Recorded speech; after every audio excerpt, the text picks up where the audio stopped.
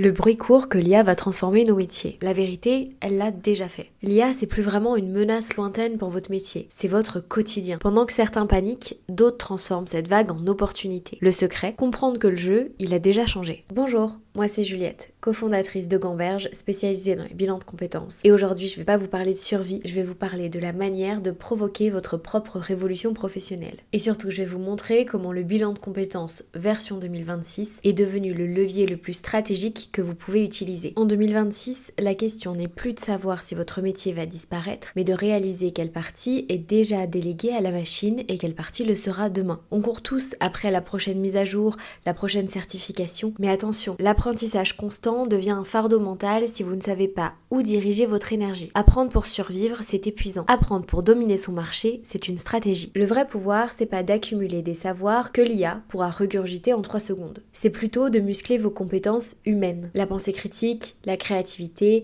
et surtout la capacité de piloter ces outils. Le bilan de compétences n'est pas fait pour trouver un nouveau job, mais pour découvrir comment vos compétences créent une valeur unique pour demain. Imaginez le bilan de compétences comme votre labo de R&D personnel. Pendant plusieurs semaines, on dissèque votre parcours. Dans le bilan de compétences, à ce moment-là, on va se concentrer sur 2 phases. La première phase, ça va être l'exploration. On va pas regarder en détail votre CV, on va plutôt regarder ce qui vous anime dans les expériences que vous avez eues. Deuxième phase, la confrontation. On regarde concrètement qui est prêt à payer pour le ou les talents que vous avez à offrir. À la fin du bilan de compétences, vous repartez avec 2 choses. Une synthèse complète de toutes vos compétences, hard skills et soft skills, vos motivations, vos intérêts professionnels, vos valeurs, vos limites. Le tout mis à jour en 2026, ce qui vous permettra 1. de mieux vous connaître et 2. de mieux vous confronter au marché du travail de ces prochaines années. La deuxième chose avec laquelle vous repartez, c'est un plan d'action clair et concret pour atteindre vos futurs projets professionnels. Ce plan d'action, c'est l'investissement qui permettra que vous ne restiez pas spectateur de votre carrière. La plus grosse erreur que vous puissiez faire face à l'intelligence artificielle, c'est de réagir à chaud. Quand on réagit à chaud et qu'on ne prend pas le temps pour réfléchir concrètement à un vrai projet professionnel, on risque de faire plusieurs choses qui vont faire échouer notre projet. La première, c'est qu'on risque de tout mettre à la poubelle en même temps. Vous êtes comptable et vous vous dites que dans les prochaines années, ça va disparaître, alors vous vous dites que vous voulez plus du tout travailler en entreprise, plus travailler dans un bureau, plus travailler avec les chiffres et que vous préférez devenir plaquiste. Le problème, c'est que vous n'avez pas vraiment étudié vos possibilités, vous n'avez pas vraiment fait de recherche sur le métier et vous vous rendez compte au bout de 6 mois que vraiment c'est pas un métier qui vous convient. Le deuxième cas possible, surtout quand on parle d'intelligence artificielle, c'est que vous risquez de vous replier sur un métier qui existe déjà mais qui va être obsolète d'ici quelques années également. Le bilan de compétences à ce moment-là, il est stratégique pour étudier les possibilités de façon posée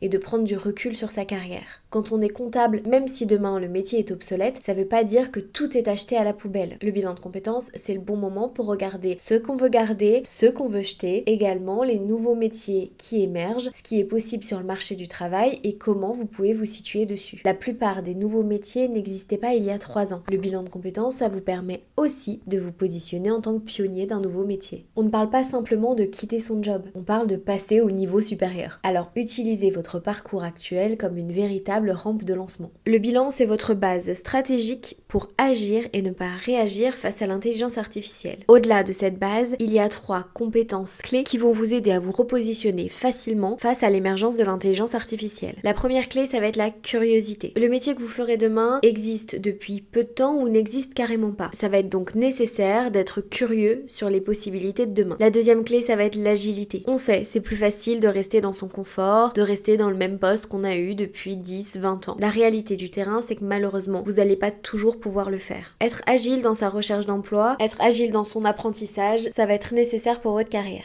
La troisième clé, et peut-être la plus importante aujourd'hui, c'est le réseau stratégique. Avoir un réseau, ça a toujours été important. Aujourd'hui, là où l'IA prend de plus en plus de place, c'est le moment où l'humain va lui aussi en reprendre. Ces dernières années, on a vu beaucoup de processus de recrutement digitalisés via Indeed, via des ATS, via même des robots qui faisaient la sélection de vos CV. Avec l'IA, ça va encore plus se renforcer. Alors si vous voulez avoir une possibilité de vous retrouver sur le marché du travail, c'est hyper important de nourrir son réseau. Le bilan de compétences, ça vous donne la clarté et la confiance pour activer ces clés et ouvrir les bonnes portes. Le futur, c'est pas une fatalité. Alors ne laissez pas l'IA écrire le scénario de votre carrière. Alors reprenez la main. Vous êtes capable de beaucoup plus que simplement ce que dit votre fiche de poste. Si vous avez envie de faire un bilan de compétences ou si vous vous rendez compte que vous avez besoin de faire un bilan de compétences, n'hésitez pas à prendre rendez-vous directement en barre d'infos. C'est un entretien préalable au bilan de compétences. Ça nous permet de faire le point sur votre contexte, que je puisse répondre à vos différentes questions, qu'on puisse également parler du financement. Le tout pendant 30 minutes gratuites et sans engagement. Moi je vous retrouve bientôt pour une prochaine vidéo et en attendant prenez soin de vous.